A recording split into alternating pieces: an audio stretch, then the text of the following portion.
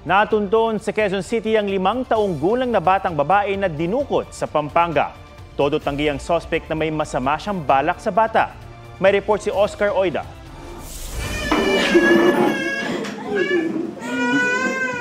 Mahigpit na yakap at halik ang isinalubong ni Lola Teresita sa apong si Ali.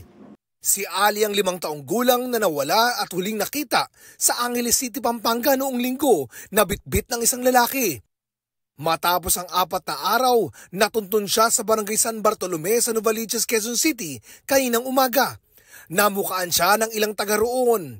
Nakita rin si Ali sa CCTV kasama ang lalaking kumuha sa kanya. Nilapitan at kinumpronta raw ng mga nakakita ang lalaki. Nakita ko, binibihisan niya yung bata, nakagaon na mahaba. Sabi ko, anak mo ba yan?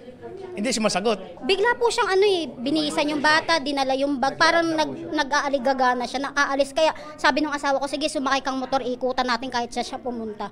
Pasensya na po, may mali po talaga kasi di ko po tinur off, pero po, di ko po pinabayaan po yung bata. Anong ginawa mo? Hayop ka? Anong wala kang ginagawa masama? Tago ka. Eh, ba't di mo sinali sa pulis? Hindi, walang patawad. Kwento naman ni Ali sa kanyang tiyahin. Palo ka niya? Anong ginawa niya? Pitik ka. Pinitik ka. Pipitik ka niya. Mabait ba siya? Salbahe? Salbahe. Itinanggi ng lalaki may ginawa siyang masama kay Ali.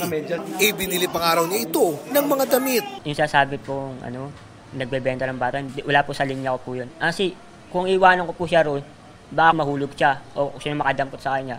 Ginamit niya talaga yung bata para mamalimos, magkapera siya. May proseso tayo pagdating sa pagkukup ng bata. Pag nakapulot, sa barangay, sa nangyari sa kanya, pwede siyang makasuhan ng kidnapping.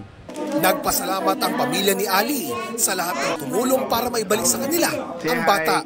Thank you po sa inyong lahat. Oscar Oida, nagbabalita para sa GMA Integrated News. Mga kapuso, alamin ang State of the Nation. Mag-subscribe sa GMA Integrated News sa YouTube.